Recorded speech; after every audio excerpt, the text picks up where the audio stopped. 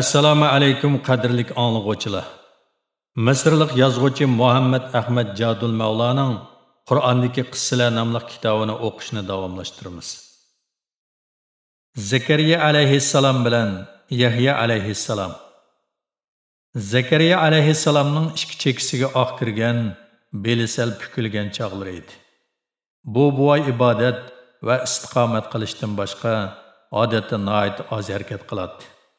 Gündüzler özünün kichik do'konida ozroq tirikchilik qilib, kashqurun uyga qaytib ketadi. Uning oilasida checha ushtak oqargan xotinidan boshqa kishi yo'q edi.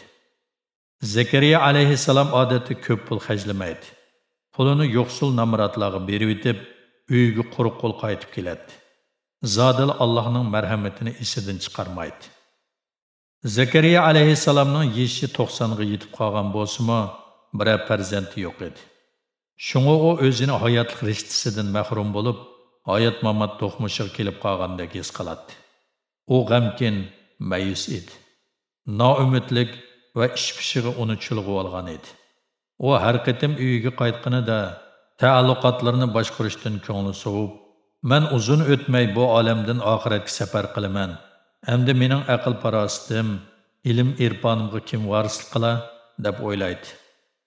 Onun yirak yaqindagi urug' tuqqanlarning hammasi kishidan qilcha aymanmaydigan, diniy qoidalarga bo'ysunmaydigan va hamma askilikni qilishdan bosh tortmaydigan ko'chmanlar edi. Shunga u xotirjam bo'lolmaydi. Lekin u yanala imkoniyatning boricha sabr toqat qilib o'zini tutib oladi. Bu Allohning hukmi edi. Uni chin dilidan qoyil qilgudek Allohdan o'zga hech kim yo'q edi. Bu uning e'tiqodi bo'lib, bununla o itaatmenlik bilen boysunuşqa tegishli edi. Balkim buning orqasida Alloh taolo uningga tig'i ato qilmagan noma'lum bir ish yoki tig'i tushunib yetmagan bir sabab bo'lsa kerak. U Allohning barcha iltifotlariga rahmat etib, o'z ummidining ishqi ishini sabrlik bilan kutmoqda edi. Bir kuni Zakariya alayhissalom kundikidek istiqomat qilish uchun ibodatxonaga bordi. Istiqomatlarini tugatib bo'lgandan keyin Baytul Muqaddasdagi Maryamning oldidagi bir narsani ko'rib hayron qolgan holda mundaq devatdi. G'alit ishqo, bu meva ekan-ku. Yana kelib yozning mevasi. Ammo hozir zimiston qish. Bu mevalar qayerdan kelgandi? Uning onasi o'z orzusi bo'yicha uni Baytul Muqaddasga aklab qo'ygan bo'lsa-mu, lekin osonlikcha uning bilan uchrashmaydi. Undaq bo'lsa, bu nozi ne'matlar qayerdan kelgandi? Zakariya alayhissalom bu ishning tegini surishtirib Maryamdan. Maryam, o nozi ne'matlar qayerdan keldi? deb so'radi. Buni menga Alloh taolo ato qildi, deb javob berdi Maryam. Sar o'rnimdan tursam, bu narsalar mush yerda turibdi ekan. Kech bo'lganda yana mush yerda turibdi. Men bu narsalarga erishish uchun tirishib ko'rmagan. Allohdan bu ne'matlarni talab qilmagan bo'lsam-mu, bu narsalar o'zligidan kelib qoldi. Bunun sen ajablangidek nimasi bor? Alloh taolo kishilarga o'ylamag'an yerdan rizq beradi-ku. Zakariya alayhissalom mana mushu chaqdala ahvolni tushundi. U inchki kuzatmoqda va uzoqcha xiyol surmoqda edi. Bu qizning taqvodorlik bilan baxtga erishganligi Zakariya alayhissalomning farzand talab qilishdagi qizg'inligiga texmo ilhom berdi. Lekin u mundaq o'yladi. Hozir yashinib qoldi. Terilarim so'lishib, ustixonlarim bo'shib ketdi. Qadinas xotinimning tuqqichligi qolmadi. Biroq Alloh taolo Maryamga shafqat qilgan va uningga har kuni o'z vaqtida noz ne'matlar yetkazib turgan ekan, undaqda menga shu bo'yicha bir farzand ato qilmasmi? Ishkilimiz qirib, farzand ko'rishdan qilib qolgan bo'lsak-mu, har holda Allohdan talab qilib baqsaq, balkim bizni noumid qo'ymas. Zakariya alayhissalom ikki qo'lini ko'tarib, "Ey Rabbim, meni yolg'iz qo'ymasang, sen eng yaxshi varis tursan", deb nido qildi. Sura Anbiya 89-oyat. Allohdan o'zining orzu-armonini qondirishni, noumid qo'ymaslikni tiladi. Birdamdan keyin Baytul Muqaddasda munojat qilayotgan Zakariya alayhissalomga Alloh taolo aytdiki: "Ey Zakariya, biz haqiqatan sana Yahya ismli bir o'g'il bilan xush xabar beramiz. İlgiri hech odamni uningga ismdosh qilmadik." Sura Maryam 7-oyat. Zakariya alayhissalom buningdan cheksiz shodlandi. O Allah'ın qudratidan gumonlanmadi. Boshqacha aytganda, o'z orzusining amalga oshishidan zodila umidsizlanmadi. Ammo talabkorning ehtiyoji qondirilgan, hojatmanlarning talbi amalga oshirilgan chaqda, ularning yana bularning qanday qilib mushundoq bo'lib qolganligini bilgisi keladi. Shunga Zakariya alayhissalom Allohdan qeyrib bir putum go'rga sangilgan qadinas xotinimning bu bola tuqqchiligiga qolmagan tursa, bu bola qandoq paydo bo'lib qoldi deb so'radi. Ilgari İbrahim alayhissalom Allohga: "Ey Alloh, o'lgan odamni qandoq tirildirsan? Tirildirish kuni qandoq qilib uningga hayotlik beg'ishlaysan?" deganga o'xshash savollarni qo'ygan edi. Ularning bunday savollarni qo'yishi Allohga ishonmaganligidan emas, balki o'z ko'nglida texmo puxta ishonchiga ega bo'lish uchun edi. Farishta javob berib dedi: "Seni yaratib, bu dunyoga keltirgan Alloh taolo amdilikda sana bir o'g'il beremasmi? Gerçi bir putun go'rga sangilab, hayotning bir chetiga berib qolgan bo'lsangmi?" Zakariya alayhissalom Allohdan haqiqatan mushundoq bir ishning borligini bildirish uchun bir alomat ko'rsatib berishni talab qildi. Alloh taolo javob berib: "Bu alomat shuki, 3 kun ichida sening tiling gap qilolmas bo'lib qoladi. Sen maqsadingni qo'l ishorating bilan uqtira oladigan bo'lasan" dedi.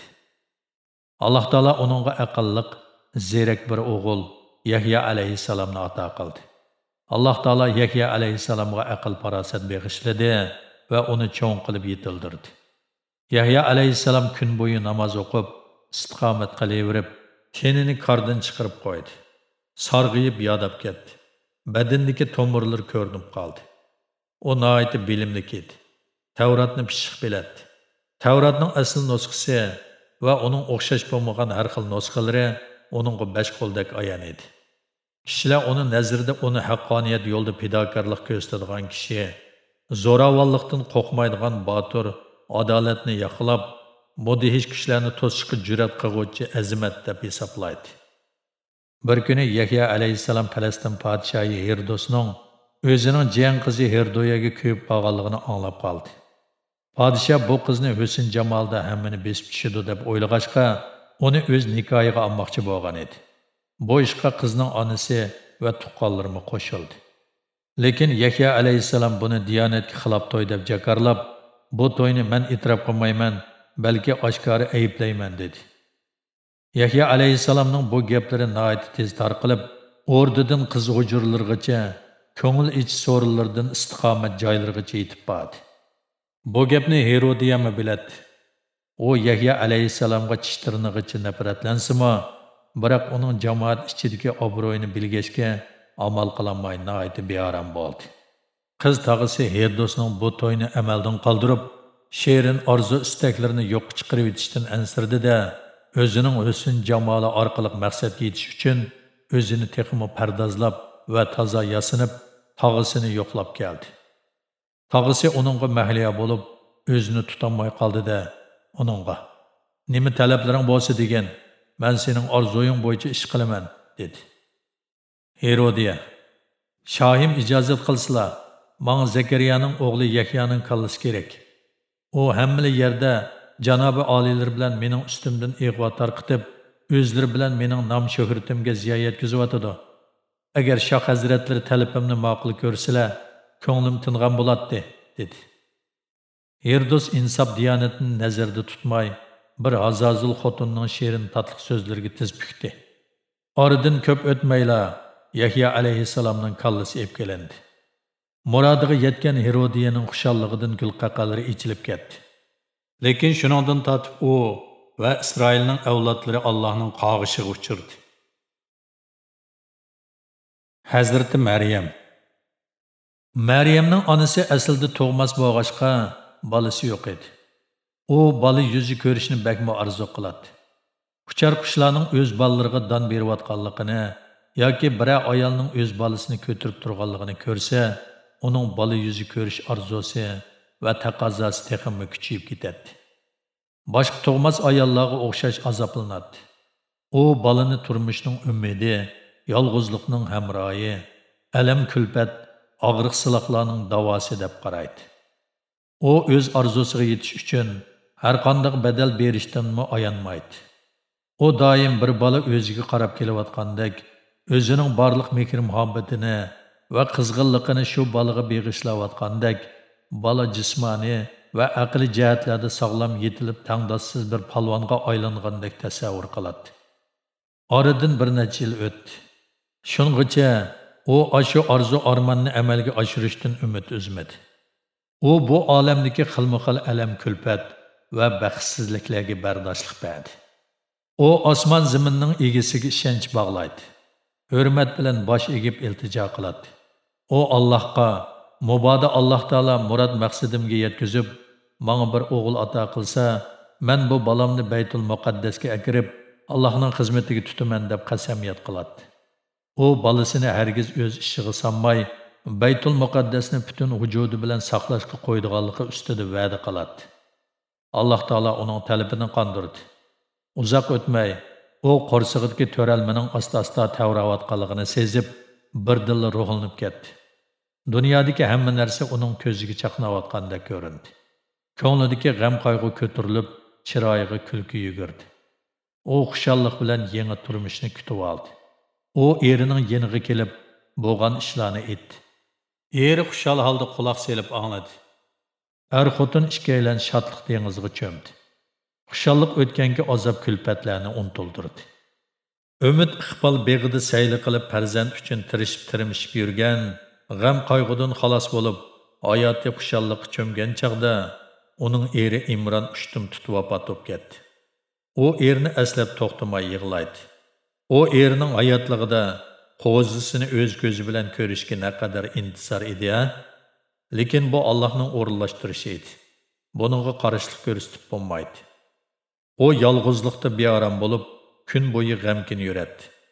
O bargan sira azoblanib, asta-asta umidsizlanishga boshladi. Shundaqdimi uning Allohga bo'lgan iltijosi, umid o'tlari qalbidan butunlay o'chib ketmagan edi. Chunki bu arzu umidlar ilgari ular er-xotin ikkalanning bearamligi va noumidligini azaytgan, ularni baxtsizlikning va g'erib miskinlikning zarbisidan qutuldirgan edi. Omu başqa ayollarning tug'ut tortadigan azobiga o'xshash azob tortib bir bola tug'di.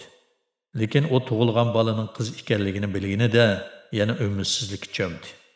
O aslida Allohning qilgan shafqatiga minnatdorlik bildirish uchun bir o'g'il bola tug'ib, uni Baytul Muqaddasga akirib, Allohning xizmatiga tutib berishni orzu qilib kelgan edi. Lekin bu ish qiz bolaga loyiq kelmaydi. Hasrat, nadomat va umidsizlik uning qalbini chirmab oldi. O balasining ismini Maryam qo'ydi. O Allohdan balani o'z panohida saqlab, ismi jismiga loyiq Maryamga aylantirishni, uni la'nat shaytonning ozdirishdan saqlab qolishni umid qildi. G'am qayg'u uning yuragini mojiydi. O bir baxtsiz ayol edi. Alam kulpat orqa-orqadan kelib turadi. Hamda uning bu kulpatlarga chidag'uvchiligi qolmadi. Ilgari uning balasi bo'lmag'ach, hayot guli to'zg'an edi. Lekin o g'am qayg'ulari tugashga boshlab, arzu istaklari Alloh taolo tarafidan qondirilib, homildor bo'lgan chaqda eri o'lib ketdi. O Allohning xizmatiga tutib berish uchun Allohdan bir o'g'il tilagan edi. Lekin qiz tug'di. Alloh taolo uningga hesdashlik qilib, uning talabiga ma'qul bo'ldi. Uning qilgan hurmatini qabul qildi va uningga Maryamni Baytul Muqaddasga olib berishga qo'shilganligi to'g'risida bishorat berdi. Bu chaqda uning xushalligi qin-qiniga patmay ketdi. U buning Allohning o'ziga qilgan alohida xayrixohligi va g'amxo'rligi ekanligini bildi. U bolasini Baytul Muqaddasga olib shayxlarga topshirib berdi va ularga: "Sizlar bu qizni topshirib elinglar. Men uni Baytul Muqaddasga topshirib berishni lavz qilgan edim", dedi-da, gapini tugitibla kayniga burilib chiqib ketdi. Biz amdila eridan ayrilgan, bugun yana o'zining yurak bag'rini Baytul Muqaddasga taqdim qilgan bu ona ustida to'xtalmaymiz. Biz uning butun vujudi bilan Allohning o'rinlashtirishi va irodasiga itoat qilayotganligini tasavvur qila olamiz. Uning qizi Baytul Muqaddasga qabul qiling'achqa, u boshqa ayollar bahramon bo'lolmagan shon-shuhratga erishdi. Buning bilan uning ko'nglimi qanoat topdi. Biz yana shuni tasavvur qila olamizki, u hamisha qalbining eng cho'nqir qatlamlarida o'z qiziga hissashlik qiladi va suyunadi. Shunga hamisha Baytul Muqaddasga berib, qizining ahvolini yiroqdan uqishib, ko'ngli tingandan keyin uyiga qaytadi. U o'zining sovg'atini Allohning qabul qilganligiga va Allohning o'ziga qilgan iltifotiga tashakkur etadi. Endi biz ashu qizga nazar tashlab boqayli. Bu qiz Baytul Muqaddasdagilar uchun aziz mehmon edi. Baytul Muqaddasdagilar bu qizni qarshi oldi. Uni beqib olishni talashdi. Uning himoyachisi bo'lib, uni beqib tarbiyalash mas'uliyatini ustiga olishni o'ylaydi. Chunki u Imronning qizi edi. Shu chaqda bu qizni eng yaxshi ko'rdigini hamda uni beqib tarbiyalashni xohlaydigini Zakariya alayhissalom edi. Zakariya alayhissalom ularga: "Men uning hamma ochisining eri bo'laman. Uni mening beqib tarbiyalashimga beringlar.